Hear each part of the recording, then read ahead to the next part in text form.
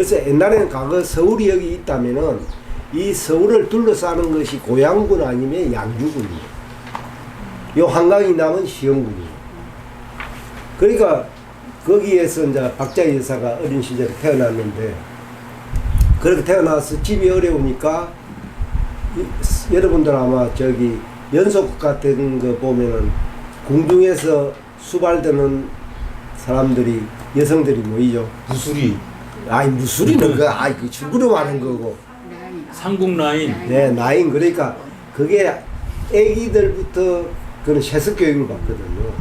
그러니까 그때 들어갈 나이가 아마 5살, 6살 정도 된 것 같아요.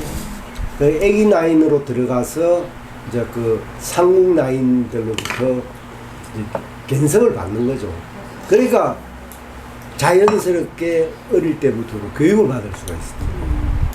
그래야 거기 공주가 태어나거나 옹주나 공주들이 왜냐하면 그 왕들은 그 후실들이 많으니까 이 같이 놀아줄 또 또래들이 필요하잖아요. 그래서 애기 나인들이 필요했던 거예요. 그럼 이 애기 나인들이 모범을 보여야 되니까 굉장히 지독한 훈련을 받을 수밖에 없어요. 그렇게 해서 이제 애기 나인으로서 궁중생활을 하는데, 그래서 한 그때가 5살에서 6살 정도인데 1910년 정도 단계에 오게 되면은 나라가 이제 망하니까 왕 자체도 이태왕으로 객하가 되고 세자들도 직급이 낮아지고, 그 다음에 다른 뭐 왕자나 세자나 뭐 우리가 다 직급이 낮아지니까 정리하는 게 뭘부터 없애겠어요. 나인이라고기보다는 요즘 같으면 대통령 비서실이죠. 그게 이제 국내부예요. 국내부라고 하는 게 이제 왕실 전체 살림살이도 맡고 뭐 온갖 걸 다 하는 건데, 그러니까 당연히 나인들도 축소가 확 되게 되는 거예요. 왜 일본이 정책적으로 또 그걸 했냐면은, 그래야만 이게 외부 세계와 연결이 안 되는 거야. 최소화시켜버려. 그래서 우리가 흔히 이야기하는, 그때 이제 한일합방 되기 전에 우리가 잘 아는 영칠왕을 갖다 일본으로 데리고 가잖아요. 그게 이제 불모로 데려가는 거, 이토 히로부미가 그때 데려갈 때 그거거든요. 그게 왜 일본은 그게 자연스러웠어요. 일본은 우리가 에도 시대 때 막벌끼리 싸우다가 지면은 어떻게 해요? 그 부인도 인질로 데리고 오고 애들도 인질로 다 데려가는 거예요. 그러니까 완전히 이제 실을 말리려고 하는 거죠. 그러니까 그런 속에서는 제일 먼저 치는 게 옆에 제척권이었던 쌤배라고 조금 전에 말씀했었던 상궁이라든지 뿐만 아니라 이 애기 나인들도 본 것이군요. 축소를 대폭 해버리거든요. 근데 1905년 단계에 우리가 고종의 부인, 이제 우리가 흔히 뭐 부인이라고 하기는 좀 그런데, 우리가 기비라고 하는 응기빈이가 이제 있었단 말이에요. 이제 가만히 보니까, 야, 이거 이래가면 안 되겠고, 서양 선교사들이 와서 미학교도 만들고 하니까 학교를 만들어요. 왜? 왕실은 땅이 많잖아요. 그리고 이제 그 왕실에 딸린 부속 시설들이 많으니까 그거는 학교로 바로 하면 되거든요. 그렇게 해서 응기빈이가 만든 게 지금 오늘날 양정고등학교, 그 다음에 숙맹여고, 그 다음에 진맹여고, 이 세 개를 만들어요. 그리고 또 하나 분교 형식으로 평양에도 진맹학교를 또 만드는 거죠. 이제 이런 그 속에서 되니까 숙맹이나 진맹, 양정은 왕실로부터 그걸 받으니까 재정이 풍부할 거 아니에요. 등록금이 없는 거예요. 그리고 여학생들은 또 우리가 햄모 양숙한 그걸 부녀를 여성을 만든다 그래서 기숙사 생활이에요. 그래서 기숙학교라고 하는 게 우리가 생각할 때는 그거 참 학교 집에서 가까워서 좋겠다 그러는데, 물론 그걸 몇 년 하다가 서울 시내에 있는 사람들은 집에서 통학을 하게 해요. 근데 통학을 하면 뭘 하느냐, 가정표가 있어요. 가정표가 뭐냐면은 아침에 집에서 나갈 때 몇 시 몇 분에 출발했다, 학교 도착 몇 시 몇 분. 그럼 또 갈 때는 선생님이 몇 시에 여기 출발했다. 그럼 집에 또 몇 시에 도착인지를 그 다음날 또 와서 검사를 맡아야 돼요. 지금 제가 하면 참 우습지도 않죠. 이제 그런 식으로 스스로가 통제를 하는 거예요. 그러니까 당연히 이 박자희 여사는 이제 아기 나이로 놓았어. 그런데 그때 상궁이라고 하는 조하스라고 하는 상궁이 있었어요. 이 박자희 여사가 똑똑하고 하니까 얘를 숙명여고에다가 특례 입학을 시키는 거예요. 실질적으로 숙명여학교가 만들어졌을 때도 그 왕실에 있었던 나인들이 숙명여학교에 위탁교육도 받고 그랬어요. 그러니까 이제 거기 가서 공부를 하는데 그때는 여학생들한테 가장 인기가 있었던 게 일반 인문학 공부나 이런 거 하는 것보다는 여성들이 직업이 별로 없었잖아요. 그래야 뭐가 있냐면은 특별과로 기획과가 있어요. 그게 이제 제봉, 우리가 흔히 바늘잔, 침선, 수예. 근데 이런 거는 누가 가르쳤냐? 당연히 일본의 여자들을 해서 교사를. 그래서 숙명여학교가 민족학교에 뭐 발상지고 그런데 제가 웃기지 말라고 그래요. 학교를 만들 때부터 거기는 왕실에 충실한, 어떻게 보면은 당시 일본에는 가쿠슈엔이나 학습원이라고 하는 왕실이나 고위 관료들의 자제들만 위한 학교가 학습원이에요. 그게 지금 일본에 있는 가쿠슈엔 대학인데 거기에 롤 모델이었어요. 근데 이거 나라가 망해버렸으니까 그게 안 되니까 이제 기획과를 만들어서 일반 학생들을 끌어오는 거죠. 실질적으로 숙명여학교를 초창기부터 나중에 죽을 때까지 운영했던 교감이 부여자와 노예라고 하는 일본 여자가 교감으로 있었는데 실질의 운영은 그거 다 했어요. 그런데 이제 기획과로 가니까 왕실에 있었으니까 다른 사람들보다 보고 들은 것도 많고 박자희 여사 같은 경우는 똑똑하니까 특출했을 거 아니에요. 그런데 그때 이제 인기가 있는 게 여자가 전문적인 직업으로 갈 수 있는 게 교육을 내서 교사로 나가는 거예요. 아니면 유치원이 조금 만들어지니까 유치원 보보로 가는 거예요. 그 다음에 전화기가 좀 도입이 되니까 기획과에서 공부를 해가지고 전화교환수로 가는 거예요. 이런 것들이 이제 선망의 대상이 되는 거예요. 그 다음에 이제 상업을 은행들이 만들어지고 하니까 금융업에 진출하는 거예요. 이런 거였는데 그때 또 다시 새로운 직업으로 떠오르는 게 뭐냐면은 조산소예요. 산파. 그래서 이제 6일준이나 있는 사람들이 사립 조산 양성소를 만들었답니다. 그러니까 그 숙명여학교를 기획과를 졸업하고 나서 박자희 여사가 어디로 가느냐? 사립 조산부 양성소에 가서 거기 졸업을 하게 됩니다. 그리고 일본에서는 우리의 국립의 옛날에 병원이었던 것을 총독부 병원으로 개칭을 하면서 병원을 만드는 거예요. 그리고 이제 산부인과라고 하는 것도 신설이 되는 거예요. 그래서 박자희 여사가 조산부 양성소를 졸업을 하고 그 조선 총독부 병원의 산부인과에 이제 간호사로 시험을 하게 되는 거예요. 1915년 박자희 여사가 입학할 그 당시에는 이 산부인과의 간호사 정도면 월급이 군수보다 높았어요. 그래서 이거 얼마나 여성들한테는 최고의 그거였을 거 아니에요. 거기다가 사회적으로 대접도 받지. 그 당시에 한번 생각해 보십시오. 병원에 와가지고 애를 낳을 정도면은 그거는 정말 사회적으로 경제적으로 그하지 않습니다. 그러면 그게 아들이 태어났다. 예를 들어서 딸만 우리 집 같이 한 6명 쫙쫙쫙 나가고 아들 하나 탁 태어나와요. 그러면 그냥 그 병원비만 주겠습니까? 정확한 그건 아니지만 한 달에 40원에서 50원 받는 월급보다 애가 그 태어나면 아들이 태어나고 하면 한꺼번에 월급 받는 것보다 더 많은 보너스가 오는 거예요. 집을 한 채 사주면 어떻겠는가? 뭐 이렇게 아, 그랬을 것 같아요, 저도. 집 한 채 예전 사주면. 부인이었는데 아들 받아줬거든.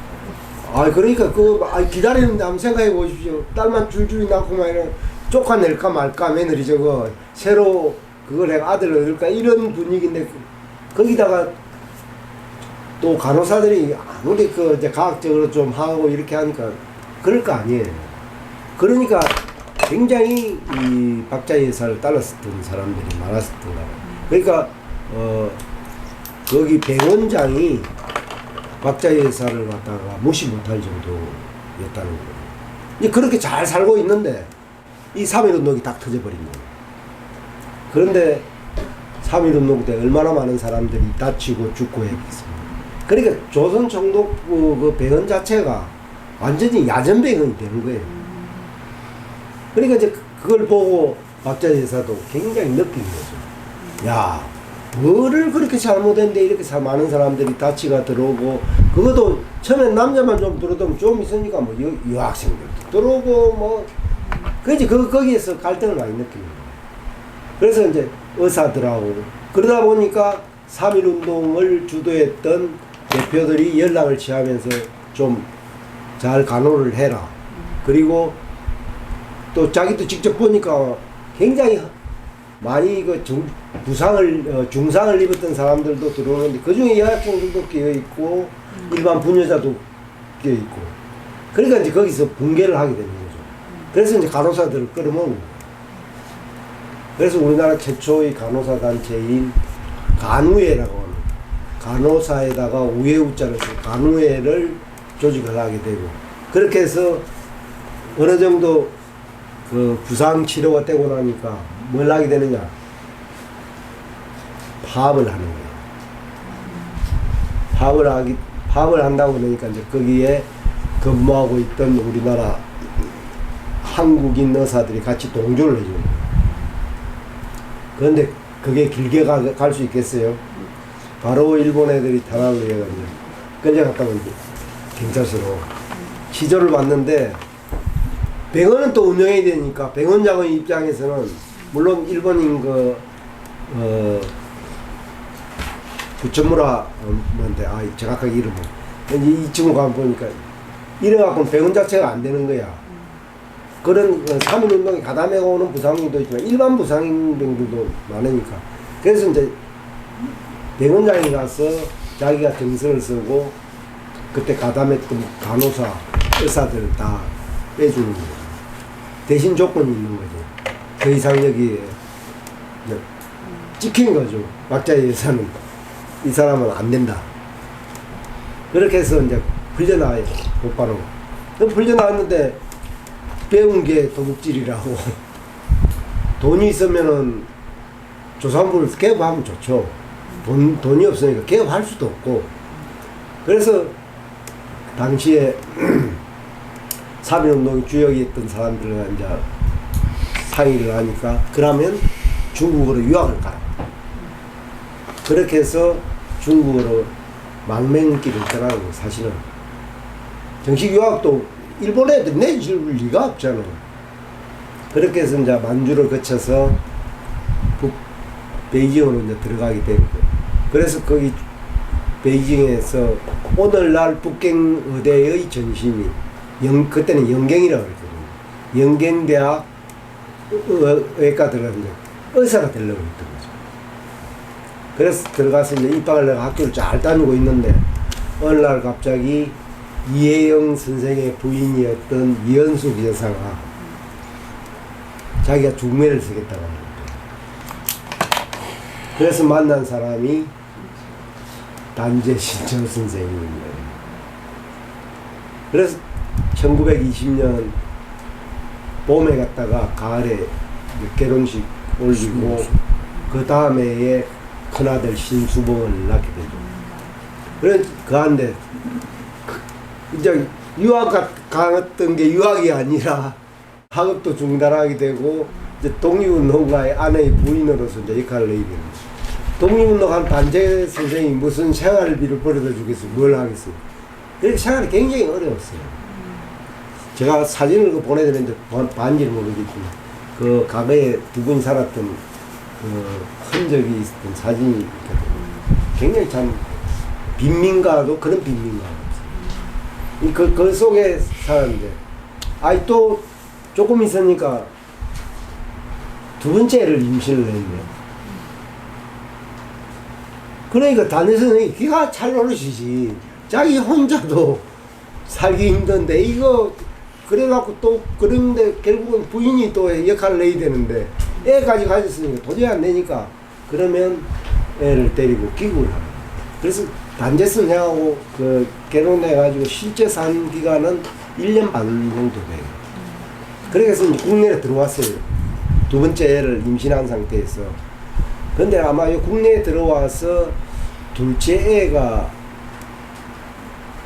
그 태어나지 않았는지 아니면 태어나자마자 뭐 어떻게 잘못된 둘째 애 이름은 없어요. 그렇게 해서 이제 국내에서 들어와서 살 길이 뭐가 있겠어요.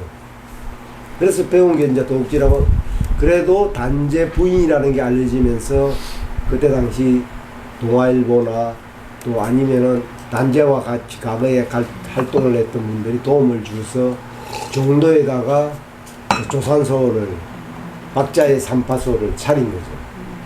처음에는 이제 아는 사람들이 왔다 갔다 하고 이러니까 수익이 괜찮았는데 단재 부인이라는 게 알려진데 일본 애들이 가만히 있겠어요? 그러니까 손님이 없는 거야. 왜냐면 먹고 살기 힘드니까 말로는 삼파수를 처리해놨고 실제 하는 거는 종로에서 수박 장사도 하고 얼음 장사도 하고 그러면서 이제 애를 키우고 그러다가 생활이 이제 엉망진창인 거죠. 그 기자들이 그때 방문할 때 가서 그 단방 기사들 보면 거지도 그런 거지가 없다고. 그래 이제 어렵게 사는데 26년째 26년 가을쯤에 연락이 와 다시 중국으로 이제 단체가 들어오라는 거죠. 그래서 이제 첫째 아들 그 신수범을 데리고 들어가서 그때 두 분이 정은 좋았던 것 같아요. 그래서 셋째 애를 또 가졌어요. 수가지 이제 둘째는 어떻게 된지는 모르겠고 셋째 이제 수가를 가진데 그 같이 또 사는데 그 생활이 안 되잖아요. 그때 이제 단재 선생님이 글을 많이 써가지고 주로 이제 조선일보나 동아일보에 특히 조선일보에 많이 그랬어요. 조선일보에 그렇게 이제 기고를 하게 되면 당시 조선일보 편집장이었던 화문일팽이라든지 사장이었던 민시의 안재홍 이런 사람들이 생활 그 원고료를 여기 아들 부인한테 생활비로 준 거예요. 그런 이제 생활을 지속하고 있는데 이제 저 중국에서 이제 둘째 이제 나와가지고 또 생활이 안 되게 국내에 들어와 있는 이제 그런 상황이 되고 있는데 어느 날 갑자기 신문에 보도가 딱 나온 거예요. 단재 신처 타이완 대만 기륭항에서 체포되다. 그래서 지금 행방이 모연하다. 근데 좀 있다 보니까 어디로 끌려갔느냐. 중국의 대련에 수상경찰서를 끌려갑니다. 수상경찰이라 그러면 악랄하기 이럴 데 없습니다. 일반 경찰하고 수상경찰은 정말 달라요. 요즘 같으면은 어떤 경찰 특공대 같은 수상경찰이라고. 그러니까 거기 잡혀갔었으니까 뭐 얼마나 많은 그 고통을 당했겠어요.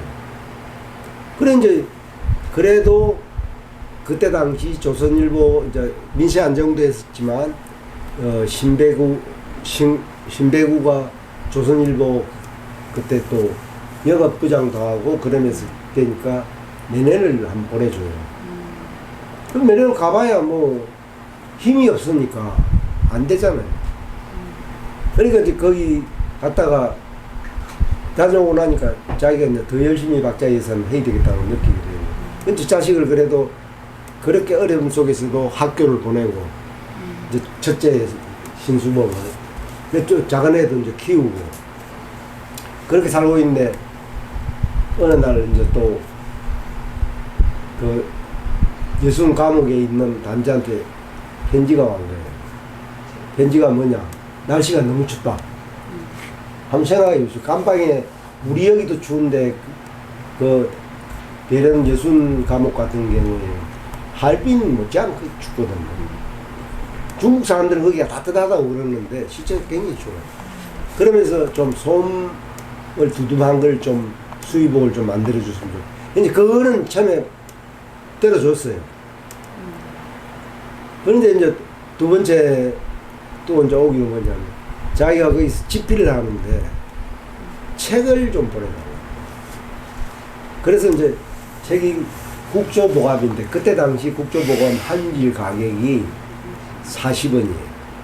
아까 제가 얘기했죠. 40원이면 한 달 분수의 요금이야. 그 돈이 어디 있어요? 애들하고 먹고 살기도 힘든데. 그래서 이제 이 박자 여사가 민세 안종이나 화문인팽을 찾아가서 그 사정을 이야기를 해요. 근데 그 사람들도 선뜻 그 한지를 사줄 만한 여력이 없는 거예요. 결국은 그걸 못 보냈어요. 그러면서 이제 너무가 미안하고 하니까 애기들 키우기도 힘들고 너무 벅차다. 그렇게 이제 박자 여사가 편지를 보내는 거예요. 예순감옥으로. 그러니까 단재는 참 대단한 사람이에요. 정 그렇게 어려우면은 애들을 고아원에 맡기고 자기 살 길을 찾아가고. 그걸 편지를 받을 때 어떻게 했겠어요? 억장이 무너지고 저 같으면 잡아 죽였어요. 그런데도 구해서 보내려고 하는데 뭐 도저히 그게 안 되니까. 그런데 이제 일본 경찰은 감시와 탄압이라고 하는 건 갈수록 더해지니까 아예 산파 이거는 있으라 말하는 거예요. 한 달에 집세가 6원 50대인데 왜냐면 산파수가 있으니까 그것도 아예 이제 포기하고 진짜 새빵살이 이제 하나를 가지고 진짜 우리가 노점상을 해가면서 다른 일을 할 수가 없으니까 일제가 뭐 계속 방해하니까 거기다가 애들도 이제 그 장남이 조금 커서 이제 나중에는 설리사고를 가게 돼요. 신주고. 그러면 아침에 등교하는데 가방 그 내가 뒤져가지고 뭐 있는가 싶다. 그거는 완전히 가족을 괴롭히기 위한 거죠. 그런 굉장히 억압된 생활이고 어려운 생활을 하고 있는데 결국은 연락도 잘 안 해줘. 찾아가려면 이제 그때는 만주사변이 31년도에 일어나고 나서 들어가기도 힘들고 돈도 없고. 그런데 36년 2월 달에 전보가 딱 오는 거예요. 생명위도. 그래서 그래도 집안에 그 시숙이었던 신배구가 여비하고 여건을 마련해 줘가지고 기차를 타고 가요. 죽기 하루 전날 가보니까 예순감옥에 있는데 대화가 안 나요. 그리고 감옥에서 같이 그 잘 수는 없으니까 노한데 그 다음날 가니까 사망을 한 거예요. 그러니까 그 삶이라고 하는 거는 저는 박자 여사의 어떤 그 삶이라고 하는 것은 그거는 독립운동 한 사람보다 더 고통스러운 자식을 이런 뭐 제가 낳아서 죽었는지 뭐 중간에 그걸 사산했는지는 모르겠지만 그런 아픔이 있죠. 거의 굶기를 뭐 거하게 그렇게 해서 이제 여기서도 유족들이 좀 들어가고 해서 결국은 그 할빈의 저 여순에서 시신을 수습해서 시신을 운구할 수가 없잖아요. 거기 대련에서. 그래서 이제 하장을 내 가지고 같이 이제 나왔다가 지금 우리가 그 단재 그 지금 묘가 있는 그곳에 이제 묵게 되는 거죠. 그 삶이라고 그래도 그 정도 남편의 시신을 하장이라도 해가 갖고 올 수 있었던 것은 그 집안에 그런 인물들이 있었기 때문에 가능했대요. 다른 사람 같으면 뭐 엄두도 못 내는 거죠. 이제 그런 그 고통 속에서 근데 뭐 그 당시에 한을 갖다가 이야기한 걸 보면은 그 유골함을 들여다보고 당신은 당신 뜻도 이루지도 못했고 뜻도 이루지 못하면서 왜 왔냐고 하는 굉장히 한스러운 그런 걸 남겨놓았거든요. 그러고 이제 그러고 나서 뭐 그 살림이라고 하는 거는 그한데 첫째 아들 신수범은 선인사고 다니다 도저히 막 압박이 심하고 하니까 외국으로 망명을 떠나버리고, 둘째 아들은 같이 살다가 거의 굶다시피 해서 영양실조에 걸려 죽고, 그러고 나서 이 박자 여사도 1943년 10월 16일 날 거의 영양실조로 저는 죽었고, 당시 그러면 이제 그런 이야기를 하면 주위에서 좀 도와줬으면 되지 않을까 그러는데, 그 도와줬다면 어떤 하가 미칠지 모르는데, 우리가 저는 참 그 독립운동 자금을 내놓고 뭐 어쩌고 이야기하는, 쉽게 이야기하는데 그게 한두 번은 가능하지만, 저는 우리 만주나 연해 지역에 살았던 우리 그 한인들의 삶이라고 하는 것은 굉장히 불안한 데다가 여유가 있어야 뭐 독립운동 자금을 뭐 원하는 데는 내지만, 찾아오는 사람은 한 번일지는 몰라도 여기서 주유사를 하는 사람은 그게 일상화 돼 있단 말이에요. 그렇다고 이 사람도 먹고 살아야 되는 거예요. 저는 그런 측면에서 우리가 이 독립운동가 아니면은 그 지역에 살았던 우리 한인들을 이야기할 때 함부로 왜 그때 좀 운동장을 많이 내놓지, 여유가 있었으면 만나고 거기가 살았겠어요. 그렇잖아요. 우리 과거에 고향을 떠난다는 것은 어떻게 보면 자기 생명을 갖다가 완전히 버릴 각오 없이는 못 떠나는 시대였단 말이에요. 그런 그 삶을 이끌어가는데, 그것이 더더구나 여자의 몸으로서 요즘처럼 뭐 하다못해 가정부라도 가축부라도 할 수 있는 그런 또 여력이 있는 때도 아니잖아요. 그래서 결국은 내핍 생활을 하고 전략과 전략을 해서 할 수밖에 없는 그런 삶이었다는 거죠.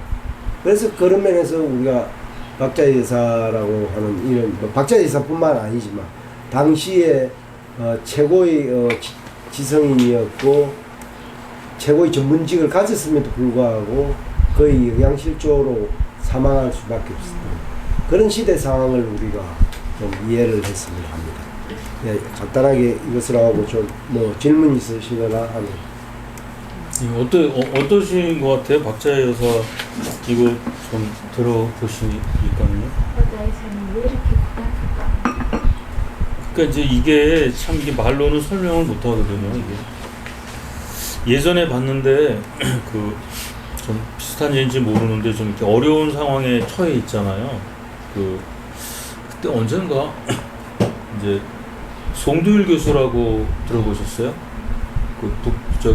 독일에서 우리나라 들어온 송두일 교수님이 계셨어요. 북한의 노동당 정권에 뭐 이렇게 뭐 30대라 그랬나요? 뭐 30호 회원이래나 뭐 그런 얘기를 하셨는데, 우리나라에 들어오셔서 감옥에 이제 들어가셨거든요. 근데 그분을 이제 이렇게 누가 뒷바라지를 해야 되잖아요. 그래서 그 사모님이 오셨어요. 정정화 여사님, 아니 그 정뭔데 그분 그 사모님 맞죠? 네. 그 정정화 여사님 오셔서 그 뒷바라지를 하시는데, 그때 처음에는 모였을 때는 돈을 사람들이 이제 100만 원, 50만 원, 200만 원 이렇게 내놨어요. 왜냐면 교수님 돌봐야 되니까.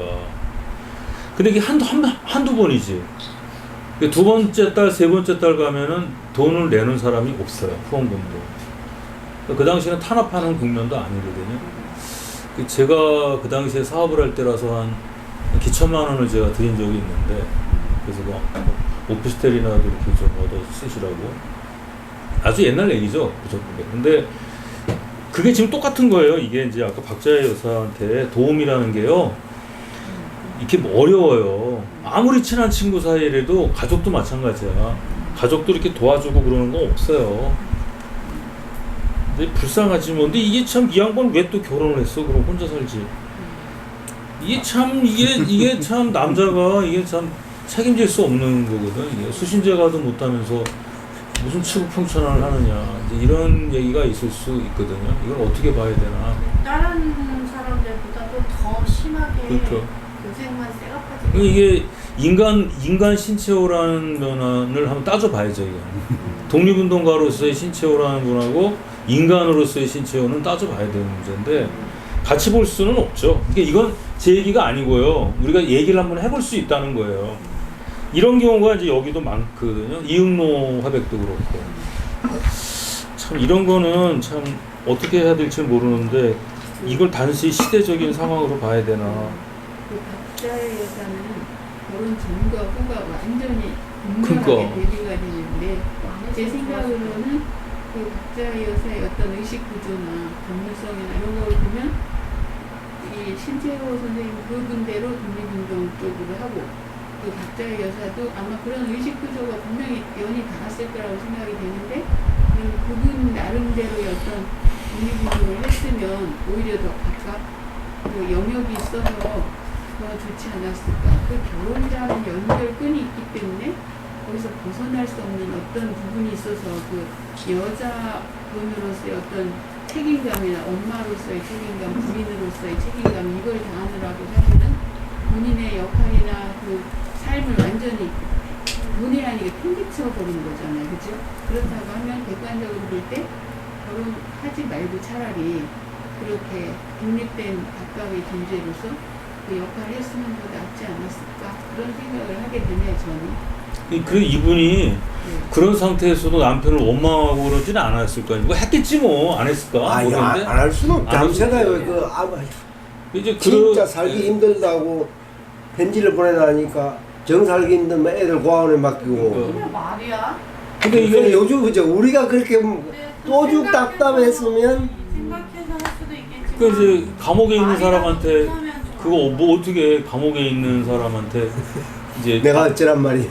아까 이제 배운 게 도둑질이라고 그래서 이 박재 여사가 도둑질 하셨나? 그래서 나 그 생각도 들었는데 그게 아니라 뭐 간호사 역할이 있었던 것 같은데 배운 게 도둑질이라 해서 도둑질 하셨는데 근데 이분이 그래도 남편에 대한 그게 있잖아요. 그런 면에서 뜻이 같으니까 옛날에 주역에 이런 말이 있어요. 주역에 이인 동심의 길이 당금이요 동심지연의 기치열하니라. 두 사람이 마음을 하나로 하면 그 날카롭기가 쇠붙이를 자를만 하고 동심지연의 기치열하니라. 같은 마음에서 나오는 그 어떤 말과 행동은 기치열하니라. 그 냄새가 난초와 같더라. 아마 그 금난지교나 이런 게 아닌가.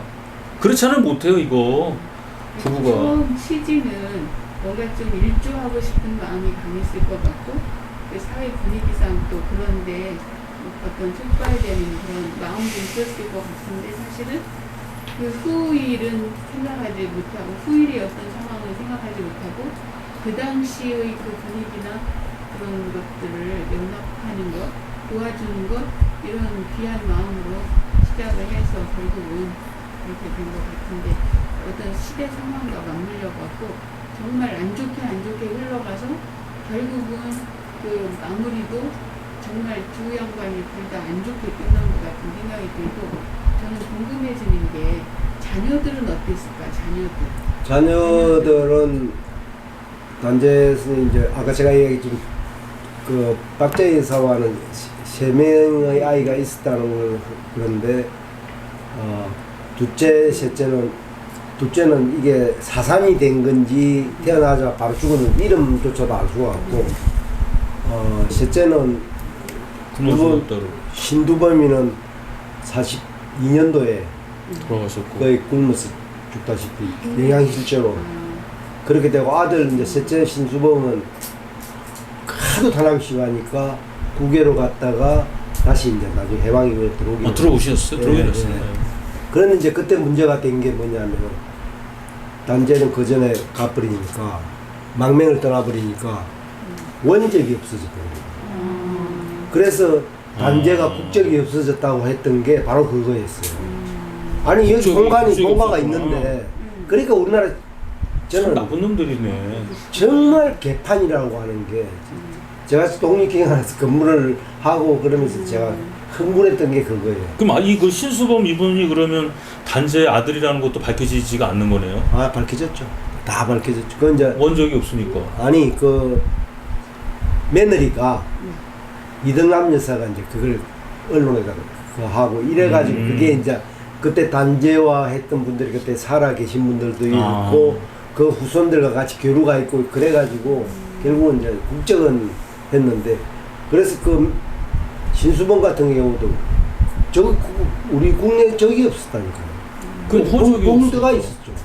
그럼 어떻게 살았어요? 그러니까 이제 호적은 원적에 바탕하잖아요. 원적이 없으면 예? 호적이 없고 호적이 없으면 주민등록증도 없는 있죠. 거죠.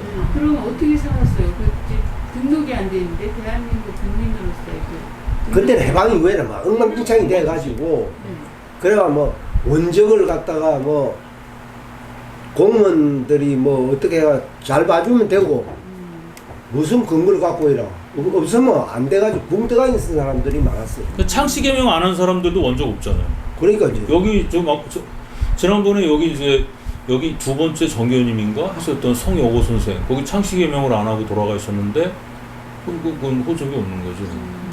그래서 이게 참 아니 이 원적 같은 걸 후손들이 그걸 해가 부탁을 내가 때가 오는 거 보면 사망한 지 25년 만에 기록된 게 그거는 뭐냐면 그동안 뜨가 있었다는 거예요. 학교도 못 가고 병원도 그러니까 이게 사람으로서 그 나라 국민이 아니니까 그 사람은 보호를 받지 못하는 거죠. 나쁘게 말하면 유태인처럼 누구나 죽일 수 있고 아무나 죽일 수 있고 그런 사람인 거예요. 그러니까 전혀 보호를 못 받는. 그래서 그 자녀분이 어떻게 됐어요? 그렇게 국내에 들으셔가지고 지금 뭐 거의 크게 뭐 사회적으로 hen달이 되었으면 선양 사업이 크게 이루어졌겠죠. 되게 독립운동을 하신 분들도 후손들이 그래도 어느 정도 사회적인 지위를 갖고 있는 분들은 굉장히 그래도 뭐 조명이 좀 되고 그러지만은 그렇지 않은 분들이 뭐 훨씬 많죠. 이런 삶을 독립운동하면 대체적으로 이런 삶들이었는데 그 뭐 자식들이 제대로 교육을 받을 수 있겠어요. 지금 이분이 살아 계셨으면 지금 1919년, 1920년에 태어나셨으면은 약간 100세 가까이 되신 거 아니에요? 102세 정도. 그러니까 돌아가셨겠죠. 벌써 돌아가셨죠. 네. 근데 참 이걸 보면은 독립운동가들에 대한 보호는 진짜 잘해야 돼 이거는. 그러니까 독립운동은 못했어도 이분들 선양하고 보호하는 건 잘해야 되는데 이게 지금 우리나라 이거 자녀들을 돌보는 거는 사회 전체가 책임져야 되는 그렇죠. 건데 네. 그거를 개인이 보고 독립운동 하면서 이렇게 한다는 건 그거는 정말 그런데 불가능한 일인 거예요. 그게 선생님 실제 이제 보훈 쪽으로 하면서 후손들의 신경을 쓴 거는 저는 뭐 개인적으로 별로 존경 안 하는 박정희 대통령이 잘했어요. 그때 다 대학원 받았어. 대학원까지는 전액 장학금으로 해줬고 그 다음에 그 후손들이 공무원을 지원할 때는 5% 가산점을 주고 근데 이제 그런 거 다 없애버리거든요. 그거 언제 없앤 거예요? 그게 이제 뭐 80년대 들어와가지고 80년 후반에 없어지고 아마 노태우 대통령 때가 아마 지금 또 이게 더 줄어들 거란 말이에요. 근데 그 가운데 좀 못된 짓을 하는 사람이 한두 명씩 나오겠지. 또 그걸 빌미로 잡아서 또 하고. 그거는 당연히 있을 수밖에 배우질 못했으니까. 이건 뭐 어떻게 안 돼? 학교를 못 다니잖아. 보호를 해줘야지 당연히 사회. 그러니까 이게 호적도 없고 이게 아무것도 없어요. 여기 지금 홍성 이쪽에도 제가 아는 분들 있어요. 음식점. 그래서 이제 이렇게 음식 같은 거 회의 끝나고 그 집에 가서 좀 먹자 이렇게 하거든요. 그 옛날에 저기 홍성 읍사무소 지금 옮긴데 그 옆에도 그 3.1운동 유족이 있었어요. 근데 같이 가고 그러는데 그게 한두 번이지 계속 가자 그러면 사람이 싫다 그러더라고. 나는 계속 가고 싶지. 근데 이게 아니에요. 근데 의식만 갖고 안 돼. 아까 말씀하신 대로 사회적인 그게 있어야 돼요. 그러니까 우리가 안 되더라도 여기서라도 좀 조그마한 운동이라도 벌려야 될 것 같아요. 조그만 단체라도 만들어서. 이런 건 진짜 해야 되는. 네. 여기도 지금 많거든. 제일 문제가 저는 19년 불과 3년밖에 더 됐습니까? 그때 뭐 3.1운동 100주년 때는 뭐 온 지자체가 나서가지고 뭐 후손들 찾기 문패 걸어주기 뭐 좀 저는 1년만 지나봐라. 저 열기는 정말 저는 지자체가 끊임없이 그걸 하고 그분이 살았던 뭐 생각 안 나와 생가트라든지 아니면 산소라든지 이런 게 교육청과 연계가 되면서 애들한테 그게 역사 탐방 코스가 되고 뭐 올레길 둘레길을 뭐 예를 들어 홍성 같으면 홍성 독립운동의 길 뭐 그래가지고 장거리도 만들고 단거리도 만들고 이렇게 해가지고 그게 자꾸 접근이 돼야 그리고 동네 그 길 이름도 뭐 그분의 성함을 따서 뭐 우리가 왕상로 그러면 이제 허위 뭐 백야로 뭐 아니면 뭐 태평로 뭐 이런 식으로 이런 그 그렇죠. 사람 이름을 좀 해서 우리가 좀 하면은 훨씬 더 정감 있게 다가올 것이고. 제가 이런 것도 많이 했는데 여기서 하자 그러는데 그거 안 하듯이 여러 번 이제 군청이나 도청에 얘기를 했었거든요. 근데 그게 안 돼. 얼마 전에 제가 해미 갔을 때도 해미 읍성에서 그 동학 농민전쟁 때 많은 분들이 죽고 의병전쟁 때도 많이 죽었어요. 근데 거기가 이제 교황님이 오신다 그러니까 교황님이 앉았던 의자, 교황님이 빵 먹었던 의자 이런 거는 다 해놨어. 그리고 천주교 순례길은 다 만들어놔. 홍성도 그래. 그래서 제가 여기만 하더라도 서부 결성 쪽에 독립운동가들이 다니던 길이 있어요. 그것 좀 복원하자 그러는데 안 해. 그게 이제 오히려 오죽하면 제가 그런 얘기를 한다니까는요. 저기 그 해미 읍성에도 이거 합시다. 천주교를 좀 막 이게 좀 하자고 순교했다는 거를 그런 걸 하면은 그걸 막 개발을 하거든요. 그래서 개발을 딱 해놓으면 내가 그래요. 그럼 거기다가 그냥 팻말 하나만 세워주시오. 그것만이라도 좀 해달라는 거. 그러니까 천주교나 뭐 이런 어떤 그 종교적인 성찬, 그러니까 성대하게 다 해놔 그거 해놓고 하시라고. 그리고 우리 독립운동사에 관련된 거 조그만 위패라도 하나만 해달라. 이렇게 하면은 걔네가 못 본 척해서 그래 미운 자식 떡 하나 더 준다는 식으로 해서 하나 이렇게 해놔요 옆에다. 그거라도 해야지. 그거라도 없으면 어떡할 거예요. 나중에는 처음엔 그랬어요. 천주교라는 게 그때 그 사람들이 국사범 아니냐. 국사범들을 잡아서 족친 사람들은 나쁜 놈이고 이 사람들은 순한 양이라 그랬더니 그렇게 하면 안 된다 그러더라고요. 그래서 그 다음부터는 순교하신 분들이니까 이게 해줍시다. 해놓고 우리 독립운동 하신 분들 거기다 조금 위패 하나만. 그럴 수밖에 없어요. 여기 홍주성 안에도 거기 옥터 있죠. 옥 있잖아 옥터. 거기다 옥터 하는데 거기다 조그맣게 위패 하나만 해달라고 그랬어. 그것도 안 돼. 여기 내언니에도 저 누가 있냐면 김종진 의사 있거든요 집터. 그 조그만 거 해주면 돼요. 그렇게 대리소 안 해. 근데 그게 생각처럼 참 어려워. 우리가 이렇게 뭐 조금 여기가 터가 있으니까 좀 뭐라도 소식이라도 해달라고 하면 그게 좀 마음만 먹으면 될 것 같은데도 그 돈도 얼마 안 들고 동네 움직이지도 사람도 않고 일단 관심도 없고 근데 왜 우리가 세우고 싶어도 그 남의 땅이잖아요. 그렇죠. 안밀당이라. 거기 남의 땅에도 하면 안 되죠. 이게 지금 막상 들어가 보시면요 홍성만 하더라도 저기 지난번에 그 부회정 터 있어요. 군수님이 낚시대회 했던데 거기가 어떤 자리인데 여기 성월이 포구 같은 데로 가는 길이 있거든요. 다 있어. 그거 하나도 못 하잖아. 근데 이걸 천주교 순례길을 또 만들어야 되나 그래요. 천주교 순례길 한다고. 있는데 뭐 아니 지금 해밍 하는데도 많고 지금도 덕산에도 지금 덕산 옥터 그거 해가지고 예산이 뭐 6천이 나왔네 1억이 나왔네 그러거든요. 근데 독립운동가들이 다녔던 길은 없어요. 근데 우리가 참 어려워. 노력을 해봅시다. 똑같이 하셔야 돼 진짜. 네, 여기서 하나님의 순교- 결성한교에서도 이거를 좀 회원을 모집해서라도 그런 취지라도 하고 글도 쓰고 그런 것도 좀 하고 그래야 될 것 같아요. 순교는 늦었지만. 나라를 위해서 순교한 거고 사실은 그게 더 클 것 같으네. 종교를 위해서 순교한 거하고 순교라는 그런 의미는 근데 이게 있어요. 독립운동가들 있죠. 독립운동가 후손 다 합쳐도요 10만도 안 돼요. 5만도 안 되고. 아니 후손들이 힘만 가지고는 안 아니, 되죠. 제가 똑같은 논리인데 성균관에서 그렇거든요. 공자님 탄신일을 공휴일로 제정하자고. 그런데 제가 그랬어.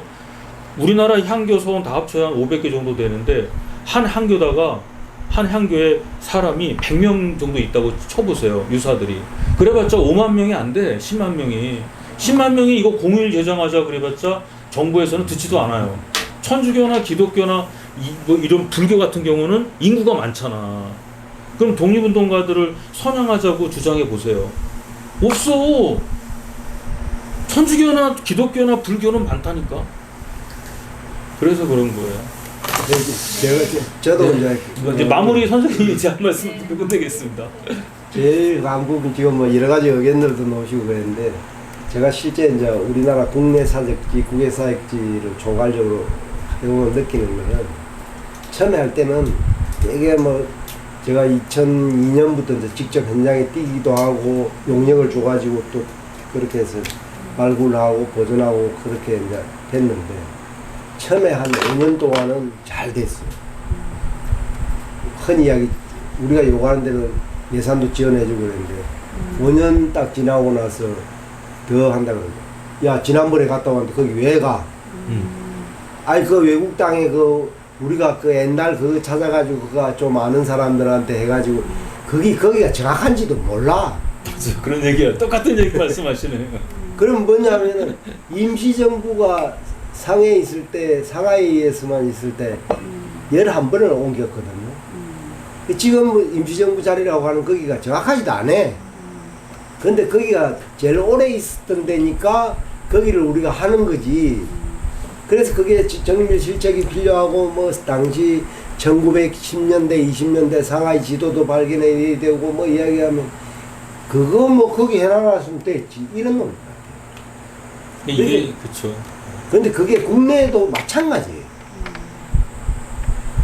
거기 유공자들이 예를 들어 떠나버리가 예를 들어 우리가 안동의 인천과 같은 경우에는 그래도 건물이 그래도 남아 있었으니까 거기가 다시 이상용 선생의 후손들이 다시 그걸 내가 하지만 그렇지 않고 집이 어려우니까 팔아먹고 그 다음에 다른 사람 소유도 다 넘어갔어요. 그럼 그 사람들을 가서 이야기하면 무슨 이야기냐 우리가 이거 산 지가 언젠데 이렇게 되거든요. 이게 이런 얘기 하잖아요. 우리가 제사 지내죠. 귀신이 있습니까? 귀신 없어요. 왜? 기독교에서는 죽으면 요단강 건너가잖아. 떠돌아다니는 거는 악마나 마귀잖아. 절에서도 마찬가지야. 죽으면은 윤회를 하잖아. 떠돌아다니는 귀신은 마귀잖아. 근데 제사 지내죠. 제사 왜 지내요? 귀신이 없어도 지내는 거는 그래서 지내는 거야. 기억하려고. 독립운동가도 마찬가지야. 제일 중요한 의미예요. 제사를 지내는 이유가. 기억하는 건데 이것도 우리가 상해 임시정부터 아니, 거기가 위치가 거기가 맞든 안 맞든 그게 중요한 게 아니거든. 귀신이 있든 없든 중요한 게 아니고 기억해야 되는 거예요. 그래서 역사는 기억을 해야 되거든. 그래서 그게 우리가 탐방을 왜 합니까?